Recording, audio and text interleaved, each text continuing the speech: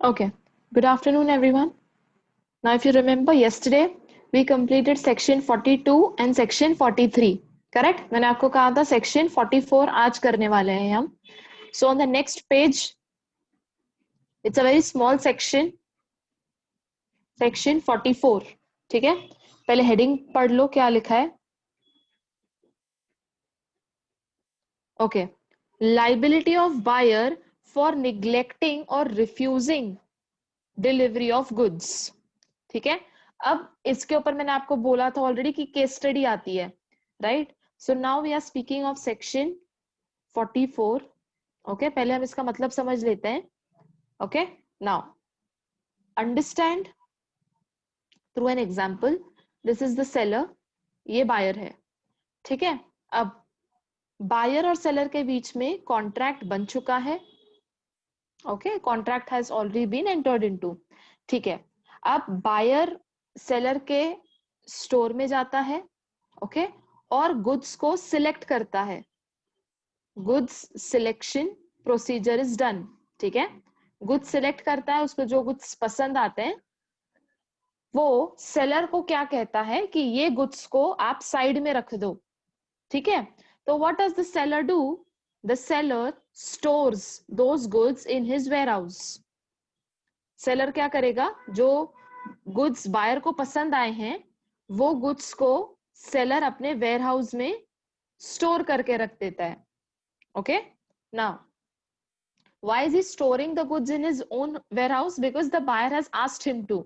Okay, buyer has told him कि मैं I will come in a day or two, okay, and I will take the delivery of the goods. So for the time being the seller has kept those goods in his warehouse. Now it's been 1 week. Okay, buyer has not shown up and he has not taken the delivery of his goods.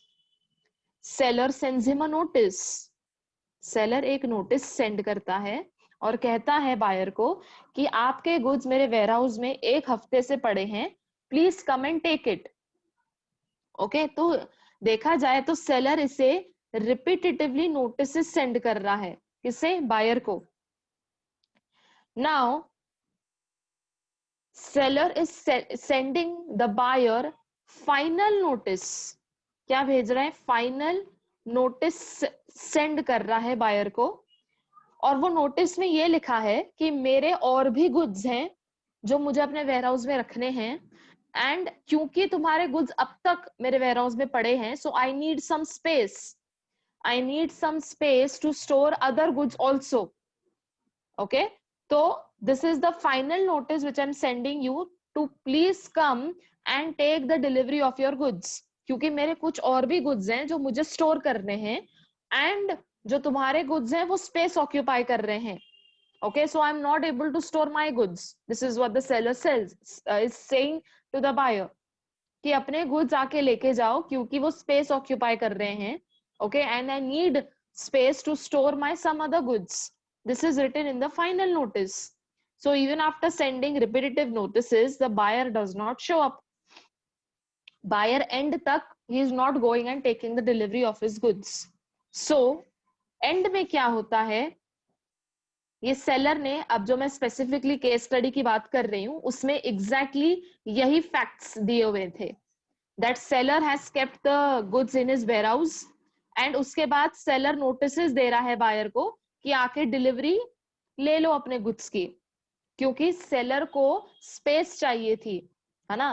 तो अब seller ने इसे final notice तक भेजा है, but ये फिर भी रिएक्ट नहीं कर रहा है, फिर भी रिस्पॉन्ड नहीं कर रहा है, फिर भी आके डिलीवरी नहीं ले रहा है. So what does the seller do in such a case? Seller क्या करता है? सेलर, अच्छा, एक चीज इसमें कंडीशन है. ठीक है, कंडीशन क्या है? कि बायर ने सेलर को ऑलरेडी पे कर दिया है. ठीक है, तो यहां पर मैं लिख देती हूँ पेमेंट हैज बीन मेड. पर बायर अब तक गया ही नहीं है सेलर के पास गुड्स की डिलीवरी लेने के लिए.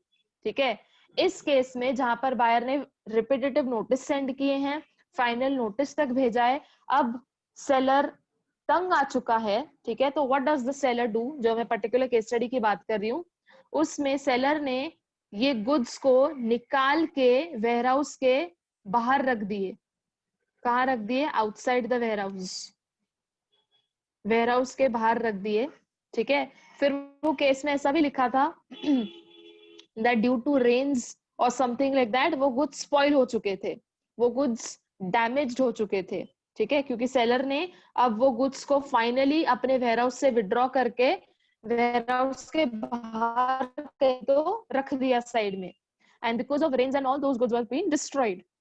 सो क्वेश्चन ये था, so all these facts were explained and last में एक लाइन लिखी थी, what is the remedy which is available to the buyer, what is the remedy which is available to the buyer। तो आप बताओ आपके हिसाब से, even before reading the provision, do you think that there will be any remedy firstly to the buyer? What do you think? Yes or no? If we look at it in this way, that who is the defaulting party over here? The defaulting party is buyer itself। तो buyer की कोई remedy होगी क्या firstly? है ना, buyer की तो गलती है ना यहाँ पर, सेलर की तो कोई गलती नहीं है। सेलर ने तो गुड्स को रेडी करके रखे थे अपने वेयर हाउस में, he was sending him repetitive reminder notices, then he sent him a final notice, but still the buyer is not showing up. तो seller is not going to store those goods in his warehouse for lifetime, correct. उसने warehouse सिर्फ buyer के goods store करने के लिए थोड़ी लिए हैं। तो firstly you have to understand in a practical way. तो अगर यहाँ पर बायर खुद से होके डिलीवरी लेने के लिए रिफ्यूज कर रहा है फॉर सम और द अदर रीजन, और if is not even responding at first place, so now after all that seller ने वो गुड्स निकाल के अपने वेयरहाउस के बाहर रख दिए। बाहर रखने के बाद those goods were being damaged, ठीक है, कुछ डिस्ट्रॉय हो चुके थे because of heat, wind, rains etcetera. तो अब बायर नींद में से उठ के ये बोल रहा है कि भाई मैंने तो ये गुड्स के लिए पे किया था, how come you, how dare you have kept the goods outside your warehouse, right. तो बायर ये नहीं कह सकता है, okay, because there has been a proof that seller kept the goods ready, seller was sending notices. Final notice में ये तक लिखा था कि if you do not show up, मैं ये गुड्स को बाहर रख दूंगा, then I am not accountable for the goods. Final notice में ये क्लॉज भी मेंशन्ड होता है, ठीक है।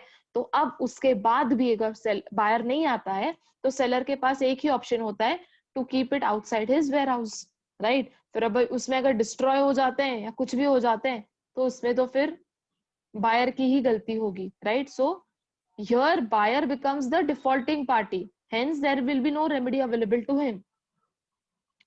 ओके, देख लो सेक्शन 44, देखो अब सबटाइटल समझ आएगा। लाइबिलिटी ऑफ बायर, लाइबिलिटी किसकी है? बायर की है, for refusing to take the delivery of goods, ठीक है। अब देखो समझता है क्या आपको content. Where when the seller is ready and willing to deliver the goods, requests the buyer, ये इंपॉर्टेंट वर्ड है, requests the buyer to take the delivery of the goods, to take the delivery of the goods, and the buyer does not within a reasonable time, even after such a request, he is liable to the seller for any loss occasioned by his neglect or refusal to take delivery, and also a reasonable charge for care and custody, ठीक है। अब एक और मैं आपको similar ये बता देती हूँ केस। अच्छा, हमने अज्यूम क्या किया था कि बायर ने सेलर को ऑलरेडी पे किया है, ठीक है। अब हम अगर एक ऐसा केस लेते हैं जहां पर बायर ने सेलर को अब तक पे नहीं किया था, पर बायर ने सेलर को कहा था कि ये और ये गुड्स आप अपने वेयरहाउस में स्टोर कर दो, ठीक है, मैं एक दिन के बाद आके लेके जाऊंगा, और जब मैं लेके जाऊंगा तब मैं आपको पेमेंट देके जाऊंगा, ठीक है। तो यहाँ पर सपोज पेमेंट भी पेंडिंग है। अब एक दिन क्या, there is been almost 1 week which has lapsed, एक हफ्ता हो गया है, एक हफ्ता क्या, एक महीना पकड़ लो, buyer does not show up, ठीक है। उस केस में सेलर ने नोटिस सेंड किए, फाइनल नोटिस सेंड किया, फाइनली ये गुड्स को बाहर रख दिया। बाहर रखने के बाद अगर ये कुछ डिस्ट्रॉय हो जाते हैं तो यहाँ पर लास्ट लाइन में क्या लिखा है कि अगर बायर का यहाँ पर कुछ पेमेंट पेंडिंग है, फिर भी बायर को पे करना ही पड़ेगा सेलर को। So even if the payment is made, well and good. If the payment is not made, still the buyer has to only pay to the seller. फिर वो ये नहीं बोल सकता कि अभी मैं आपको क्यों पे करूं, गुड्स तो खराब हो गए ना बाहर पड़े हुए, right? So he has to pay तो करना पड़ेगा। पे कितना करना पड़ेगा? एक तो प्राइस पे करनी पड़ेगी गुड्स की, प्लस रीजनेबल चार्ज भी देना पड़ेगा केयर और कस्टडी का। ये केयर और कस्टडी क्या है? जो सेलर ने गुड्स अपने वेयरहाउस में स्टोर करके रखे थे 1 महीने के लिए, तो सेलर हैज मेड श्योर कि वो गुड्स 1 महीने तक सही रहे, तो उसका भी वो चार्ज उससे एड अप करके ले सकता है। So the buyer is not only liable to pay the price of the goods but also the reasonable charge for the care and custody. ठीक है? तो यहाँ पर पहले केस में क्या अज्यूम किया? That payment has been made. Second case में हमने क्या अज्यूम किया? कि पेमेंट पेंडिंग है, पेमेंट अब तक पे नहीं हुई है। फिर इसने गुड्स बाहर रख दिए, फिर वो कुछ डिस्ट्रॉय हो गए। सेम है, ये गुड्स का तो सेम है दोनों केसेस में, बट दोनों केसेस में सिमिलैरिटी क्या है? कि पेमेंट अगर पेंडिंग है तो भी बायर को एट द एंड सेलर को पे करना ही पड़ेगा, और उसके अलावा एक रीजनेबल चार्ज भी देना पड़ेगा for maintaining the care and custody for the goods. ठीक है? So this is all about section 44। Now when we will read the cases तो आपको और अच्छे से समझ आएगा। ठीक है? सो अगर यहाँ पर there is a refusal to take the delivery by the buyer, तो लाइबिलिटी भी किसकी होगी? बायर की होगी। ठीक है? इसमें सेलर की कोई गलती नहीं होती है। So we are done with section 42, 43 and section 44। ठीक है? मैंने आपको कहा है कि तीनों सेक्शंस आपको इंडिविजुअली लर्न करने हैं। Okay, now today we will start with, अच्छा हमारा ये भी हो चुका है, right? We are done with the types of deliveries, forms of deliveries, actual, symbolic, constructive. ये I think हमारा बहुत पहले ही हो गया था। Today we will be starting with the rules relating to delivery of goods, है ना? जो seller buyer को goods delivery देता है, उसके हम कुछ rules पढ़ने वाले हैं। देख लो ये। ओके, अब ये भी सारे इजी इजी हैं और रियलिस्टिक है ना? हमको इसको डेली ट्रांजैक्शंस के साथ कनेक्ट करके पढ़ना है। There is nothing I would say rocket science is this, ये तो कभी पता ही नहीं था। ठीक है? ओके, फर्स्ट वाला देखो, delivery and payment are concurrent conditions. Let us read, we'll understand. पढ़ने के बाद पढ़ो। Delivery of the goods and the payment of the price must be according to the terms of contract. देखो पहले line में इन्होंने क्या लिखा है कि ये जो दो एस्पेक्ट्स हैं सेल ट्रांजैक्शंस के, कौन से दो एस्पेक्ट्स हैं? एक तो सेलर से लेके बायर तक जो गुड्स डिलीवर होते हैं, और बायर से लेके सेलर तक जो पेमेंट होता है ना?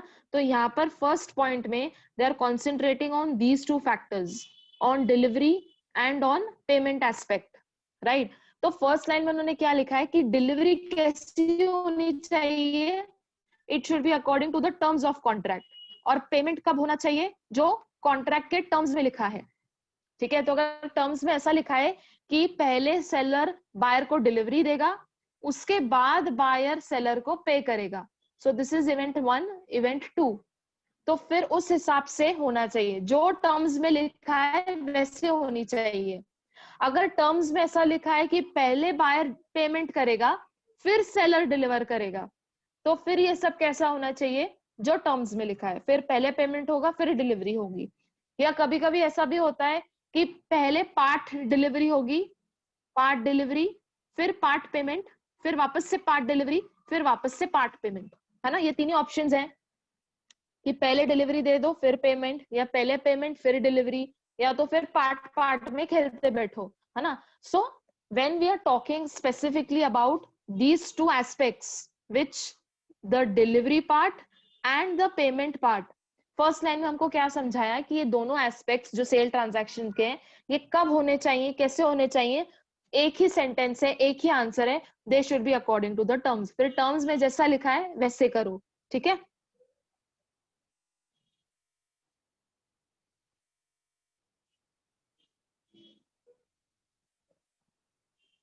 ओके, आगे देखो क्या लिखा है। Unless otherwise agreed, delivery of the goods and payment of the price are concurrent conditions. What do you understand by the word concurrent?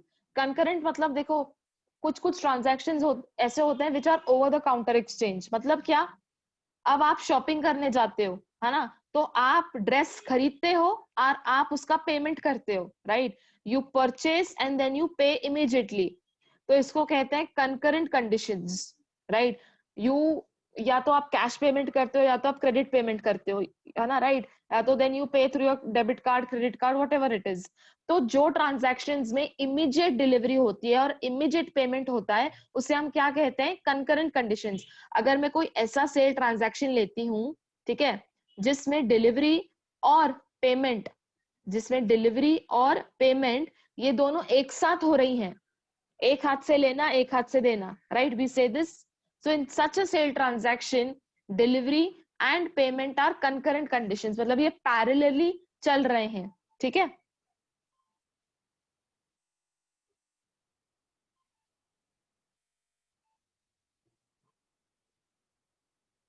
Okay, आगे देखो क्या लिखा है। That is to say the seller shall be ready and willing to give possession of goods to the buyer in exchange for price, and the buyer shall be ready and willing to pay the price in exchange for the possession of goods। बात वही है कि seller ready होना चाहिए to give the goods और buyer ready होना चाहिए to पे फॉर द प्राइस, राइट। तो जब ये पोजेशन दे रहा है गुड्स का तो इसे पैसे देना चाहिए। So in such a sale transaction where both the things that is delivery and payment they happen immediately, उसमें डिलीवरी और पेमेंट कंकरेंट होते हैं, मतलब एक साथ चलते हैं। आप मुझे गुड्स की डिलीवरी दो, you give me the dress material, I will pay you the price, ठीक है। तो both parties should be willing and ready to give and fulfill their part of the responsibilities। So if we speak of seller, the seller should be ready and willing to dispatch the delivery। Speaking of buyer, the buyer should be ready to accept the delivery and pay for the price, ठीक है। So this is point number 1। Point 2 देखो, effect of part delivery. Part delivery क्या होती है, suppose seller और buyer में contract बना है जहां पर सेलर बायर को 100 बेल्स ऑफ कॉटन सेल करने वाला है, 100 बेल्स ऑफ कॉटन, ठीक है। अब ये एक साथ तो डिलीवरी नहीं हो सकती है because it's a huge quantity.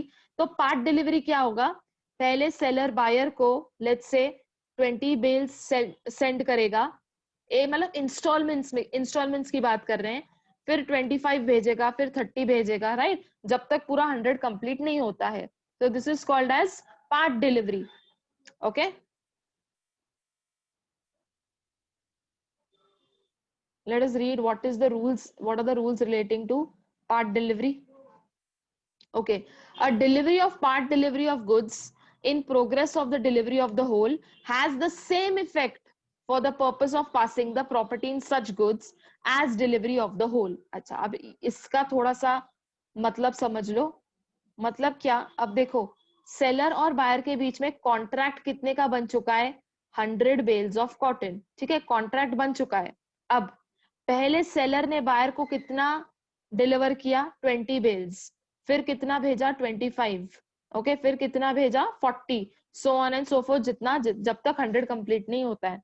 तो यहाँ पर फर्स्ट सेंटेंस में क्या बोल रहे हैं कि जब सेलर ने फर्स्ट पार्ट डिलीवरी भेज दी बायर को, फर्स्ट कितना था, 20 बेल्स, तो जब उसने एक पार्ट डिलीवरी खत्म हो जाती है तो उसका ये मतलब होता है कि ये जो बाकी के जो पेंडिंग है ना, इसका भी ओनरशिप मिल चुका है बायर को, ऐसा माना जाएगा, ठीक है। सो देखो, लेट अस रीड अगेन, क्या लिखा है, a delivery of part of the goods has the same effect for the purpose of passing property as the delivery of whole. मतलब जब ये एक डिलीवरी हो जाता है तो ऐसा माना जाएगा कि जो रिमाइंडर इंस्टॉलमेंट्स बाकी हैं उसका भी ओनरशिप चला गया है बायर को। ऐसा माना जाएगा कि जो रिमाइंडर बेल्स ऑफ कॉटन अभी भी पेंडिंग है डिलीवर करने के लिए, उसका ओनरशिप ट्रांसफर हो चुका है बायर को। कब हो चुका है, जब ये first 20 bales of cotton buyer को मिल जाएंगे तो ऐसा माना जाएगा कि जो बाकी के बेल्स ऑफ कॉटन जब तक पेंडिंग है उसका भी ओनरशिप बायर को मिल चुका है, ठीक है, ऐसा माना जाएगा। अब कुछ कुछ डाउट कैसे आते हैं कि अगर ऐसा माना जाता है और बाद में जाके सेलर ने डिफॉल्ट कर दिया, ये इंस्टॉलमेंट देने के लिए, जो नेक्स्ट इंस्टॉलमेंट है 25 बेल्स ऑफ कॉटन। देखो हम कह क्या रहे हैं कि क्या माना जाएगा कि जो रिमाइंडर बेल्स ऑफ कॉटन है ना, उसका भी डिलीवरी हो चुका है, हम ऐसे मानेंगे, ओनरशिप जा चुका है। Are we anywhere speaking about possession? Possession तो दोनों को पता है कि पेंडिंग है, right? So the possession remains pending. What are we assuming? That the reminder bales of cotton का जो ओनरशिप है वो पास हो चुका है बायर को। So in this point we are specifically talking about the transfer of ownership and not possession, because possession is still pending. ये जो रिमाइंडर बेल्स ऑफ कॉटन है वो अब तक सेलर के वेयरहाउस में ही पड़े हैं, right? So the possession is still pending. What are we just presuming? That the ownership has been transferred to the buyer. When it has been transferred, when the first lot of bales of cotton has been successfully been delivered to the buyer, okay? Then ऐसा assume किया जाएगा, ठीक है? तो इसे क्या कह रहे हैं? पॉइंट का सब हेडिंग क्या है, टाइटल क्या है, सब title effect of part delivery. ये सिर्फ इफेक्ट की बात हो रही है, पोजेशन तो पेंडिंग है। Buyer also knows this, seller also knows this, that the possession is still pending, but just that effect क्या माना जाएगा कि जो बाकी के remaining bales of cotton है उसका भी ownership transfer हो चुका है buyer को, ठीक है? ऐसे माना जाता है। Okay, next point, buyer has to apply for delivery। देखो जब तक आप सेलर को ये नहीं बता देते हो कि आपको गुड्स कहाँ पर डिलीवर चाहिए, है ना? अब today I go in Vijay Sales and if I purchase a refrigerator, so until and unless I do not fill the form and I don't put my address, seller को कैसे पता चलेगा कि मुझे फ्रिज कहाँ पर चाहिए, right? So when I say I have to mention my address, I want to mention the place of delivery, that means as a buyer I have to apply for the delivery, ठीक है? देखो the seller of the goods is not bound to deliver them until the buyer applies, क्योंकि seller को पता कैसे चलेगा कि इसे डिलीवर कहाँ करना है? इसलिए बोल क्या रहे हैं कि buyer has to apply for delivery, तभी जाके सेलर को पता चलेगा कि ये गुड्स कहाँ पर डिलीवर करने हैं। So until you do not mention the destination, the seller is unaware, right? तो what is the heading? Buyer has to apply for the delivery of goods, section 35। Okay, easy है ये तो। Next देखो, place of delivery. अब कहां पर delivery होनी चाहिए गुड्स की? क्या लिखा है? Where the place at which the delivery of the goods is to take place is specified, the goods must be delivered at that place during business hours on a working day. मतलब क्या, अगर मैंने विजय sales को जाके अपना address बता दिया, अपना रेसिडेंशियल एड्रेस बता दिया, तो फिर वो गुड्स कहां पर डिलीवर होने चाहिए? मेरे घर पर। क्यों? क्योंकि मैंने यहाँ पर स्पेसिफाई कर दिया है कि मुझे गुड्स की डिलीवरी यहीं पर ही चाहिए। इन this case I have specified my place of delivery. तो उन्होंने कहा क्या बोला है कि जहां पर प्लेस ऑफ डिलीवरी स्पेसिफाइड होती है, फिर डिलीवरी उसी जगह होनी चाहिए during business hours on a working day. ये इंपॉर्टेंट है दोनों, ठीक है? It's underlined also. अच्छा, अब देखो next case, where there is no specific agreement as to place, जहां पर आपने स्पेस मेंशन ही नहीं किया है, उस केस में कहां पर डिलीवर होंगे goods? The goods are to be delivered at a place at which they are at the time of sale. तो मतलब क्या माना जाएगा? जहां पर आप फॉर्म में मेंशन नहीं कर रहे हो कि आपको वो गुड्स कहां पर डिलीवर चाहिए, कहां पर डिलीवर होने चाहिए, तो ऐसा माना जाएगा that the goods will be sold at where they are at the time of sale. मतलब क्या, गुड्स कहां पर थे? विजय सेल्स में पड़े हुए थे, आपने फॉर्म में कोई एड्रेस नहीं लिखा है, तो अब ये गुड्स की डिलीवरी कहाँ होगी? मतलब वहीं पर होगी। मतलब क्या, फिर ऐसा माना जाएगा that the buyer will come to the showroom and will take the delivery, है ना? तो यहाँ पर गुड्स पड़े हुए कहाँ थे जब सेल हुआ? गुड्स तो शोरूम पर ही पड़े हुए थे, राइट? और आपने कोई एड्रेस स्पेसिफाई नहीं किया है, सो क्या माना जाएगा? That goods are to be delivered, goods are to be delivered at a place where they are at the time of sale। मतलब फिर गुड्स की डिलीवरी शोरूम में ही होगी, ठीक है? ऐसे माना जाएगा। क्यों? क्योंकि आपने स्पेसिफाई ही नहीं किया है कि आपको कहां पर चाहिए goods, you haven't specified the address. तो क्या माना जाएगा? जहां पर गुड्स हैं सेल के वक्त, वहीं पर डिलीवरी होगी। तो गुड्स कहां पर है सेल के वक्त? गुड्स तो are kept in the showroom only, तो फिर उसकी डिलीवरी भी कहां पर होगी, शोरूम में होगी। मतलब क्या, इन शॉर्ट अगर हम प्रैक्टिकल तरीके से देखें तो, now suppose if you go and you are purchasing an iron, है ना, आप आयरन जाके खरीदते हो, तो अब iron can be taken by the buyer at the time of purchase. अब अगर आज जाके आप रेफ्रिजरेटर खरीदते हो तो आप डिलीवरी खुद से लेके आते हो क्या?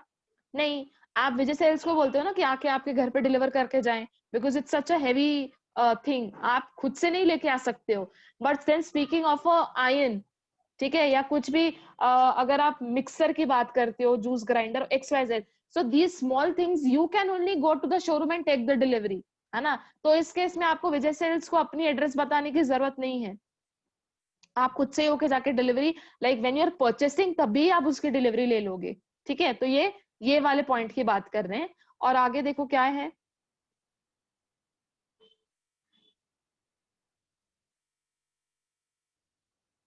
as regards to the goods agreed to be sold, they are to be delivered at a place which they are at the time of agreement to sale. अच्छा, इसको स्किप कर दो, इसका कोई ये नहीं है, this is again just a repetitive point.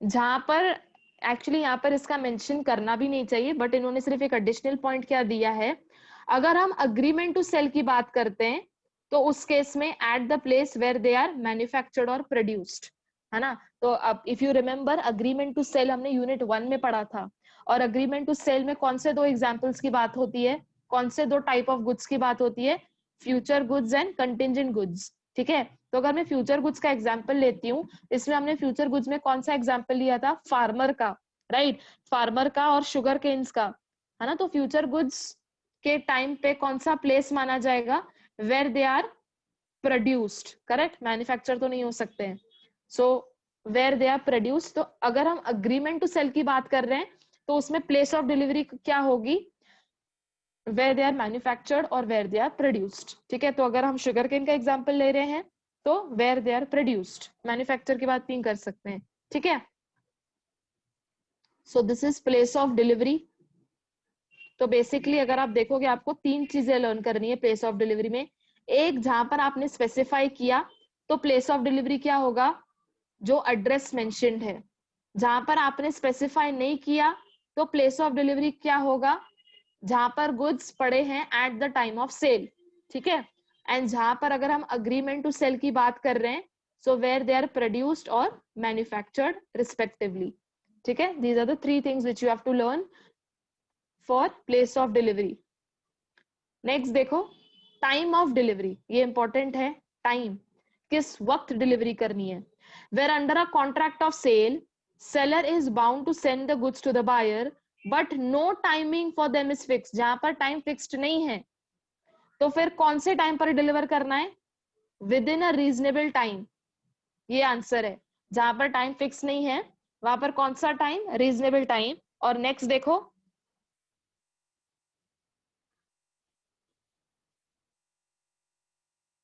but where contract uses words like directly, without loss of time, forthwith, quick, immediate delivery, उस केस में इमीडिएट डिलीवरी इज कंटेम्पलेटेड। मतलब क्या इस चीज का, सपोजिटली यहाँ पर है, ये बायर और सेलर का बीच का अग्रीमेंट है, और यहाँ पर बायर ने लिखा है एक क्लॉज में कि जैसे ही गुड्स बन जाते हैं, as soon as possible deliver it to मी।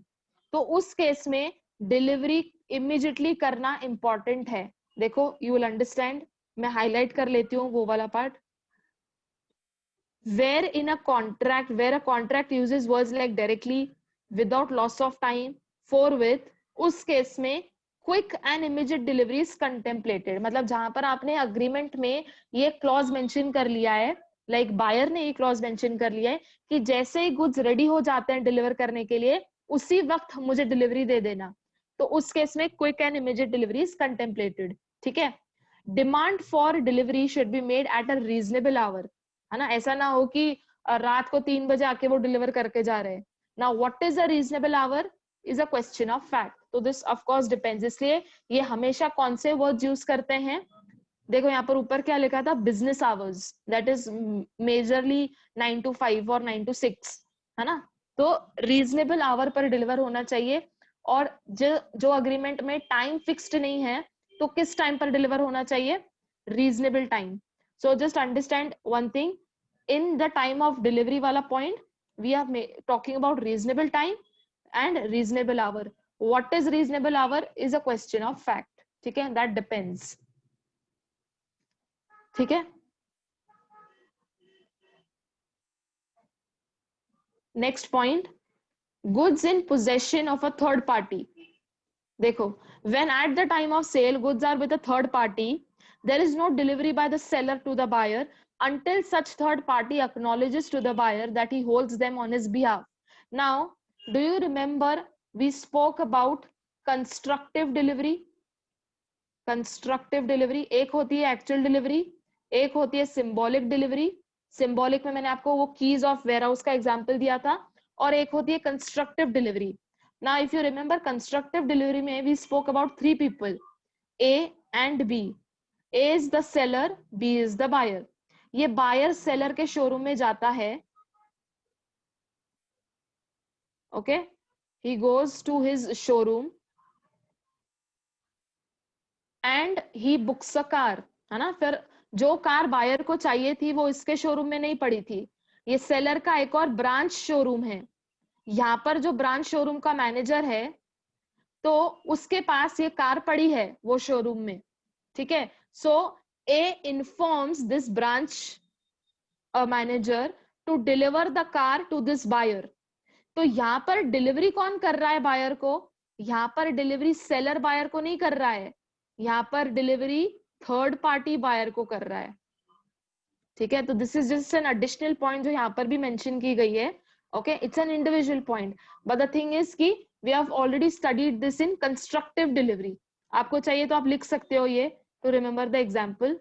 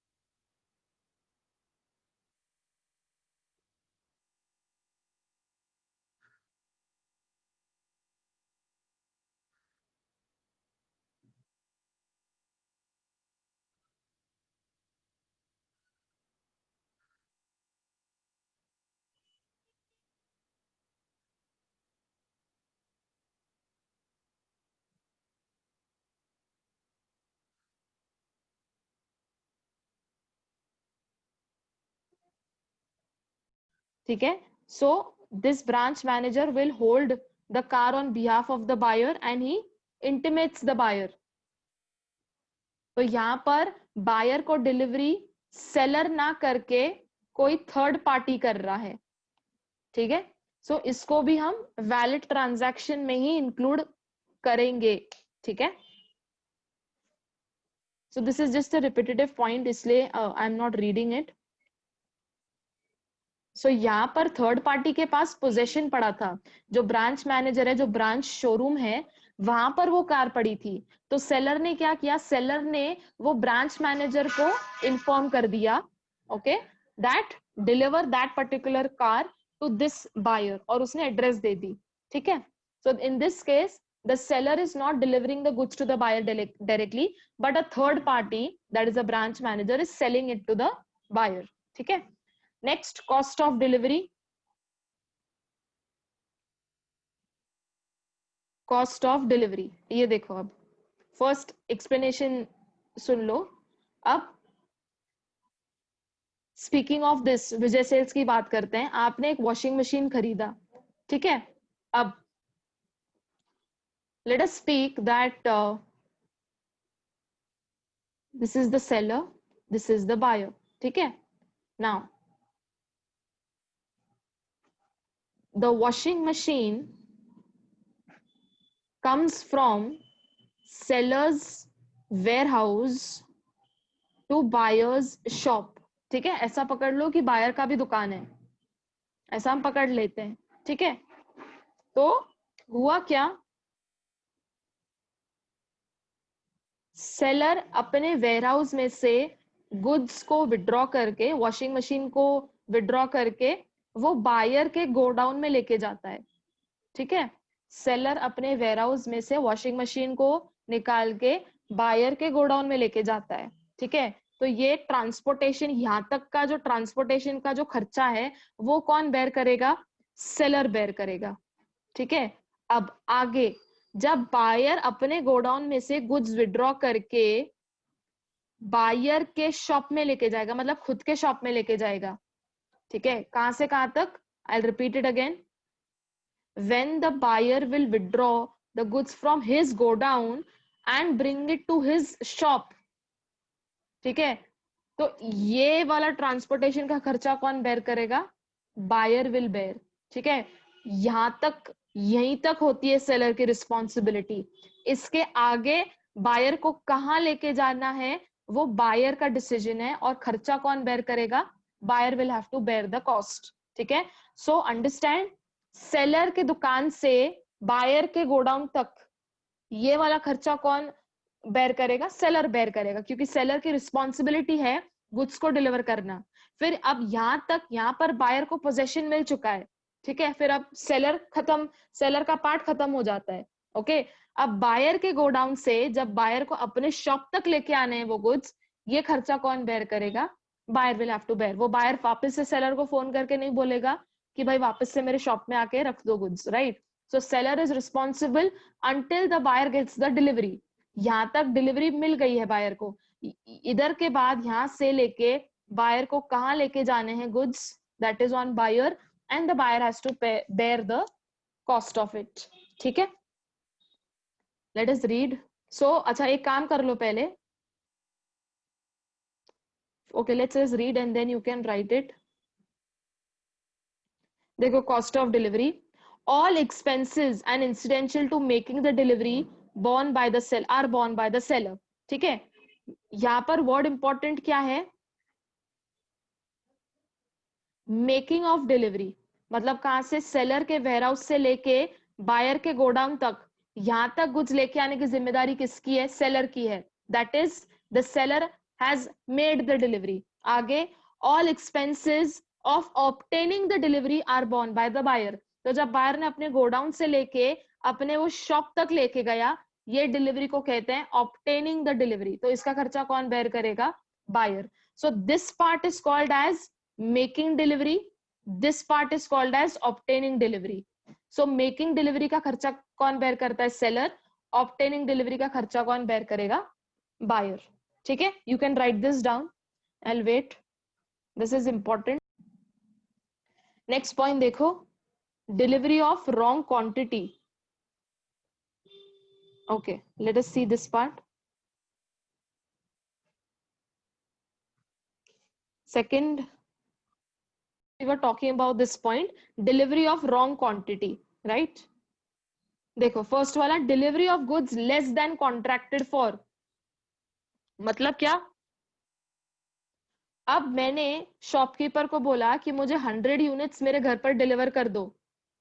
मैंने उनको ऑर्डर कितना दिया था? ऑर्डर था 100 यूनिट्स का, ठीक है। बट उन्होंने मेरे घर पर कितने यूनिट्स भेजे थे? Only 70 units. तो यहां पर मुझे डिलीवरी हुई तो है, पर कितनी हुई है? Less than contracted for. मैंने कॉन्ट्रैक्ट कितने का कहा था? कॉन्ट्रैक्ट था 100 यूनिट्स, एक्चुअल में कितने यूनिट्स डिलीवर हुए हैं? ओनली 70। इस केस में देखो क्या होगा, मतलब यहाँ पर डिलीवरी हुई है no doubt, but less delivery हुई है। तो लेट अस रीड कि क्या होगा। Delivery of goods less than contracted for, in such a case the buyer may reject the goods. अच्छा, इसमें अब बायर को कुछ ऑप्शंस मिलते हैं। फर्स्ट ऑप्शन क्या है? पूरा 70 का 70 यूनिट्स रिजेक्ट कर लो, ये फर्स्ट ऑप्शन है। इफ ही एक्सेप्ट देम, अगर अच्छा रिजेक्ट नहीं करके अगर वो एक्सेप्ट करता है, ही शैल पे for them at a contract rate. मतलब क्या? देखो, अब आपको क्या लगा था कि आपके घर पर कितने गुड्स आएंगे? 100 यूनिट्स आएंगे, तो आप पे भी कितना करोगे? 100 यूनिट्स का पे करोगे, राइट। ऑब्वियस सी बात है।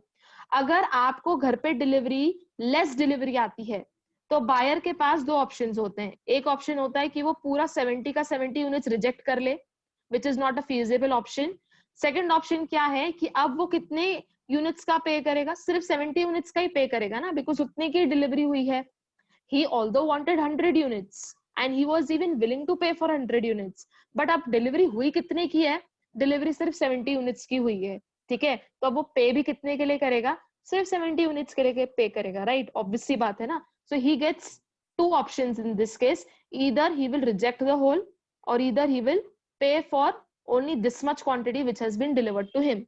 आगे देखो, if goods have been rejected for short delivery, seller can make within a time limit another delivery accordance with the terms. मतलब क्या? अगर मैं फर्स्ट ऑप्शन चूज करती हूँ, फर्स्ट ऑप्शन क्या था? मैं पूरा का पूरा 70 यूनिट्स रिजेक्ट कर लेती हूँ.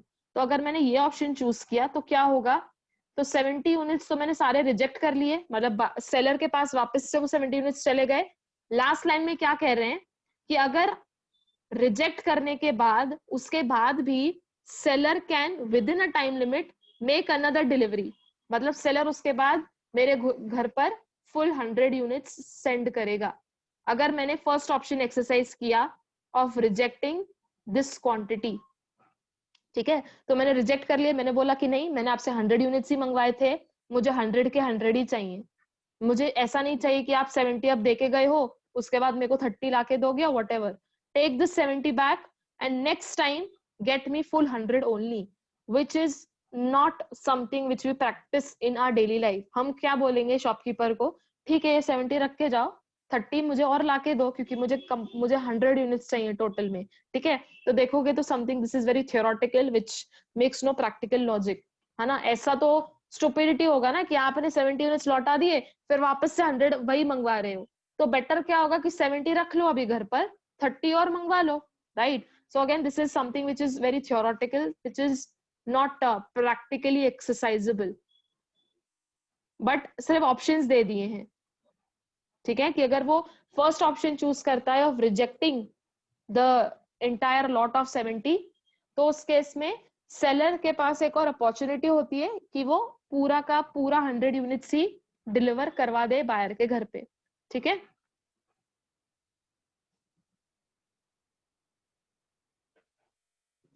ओके.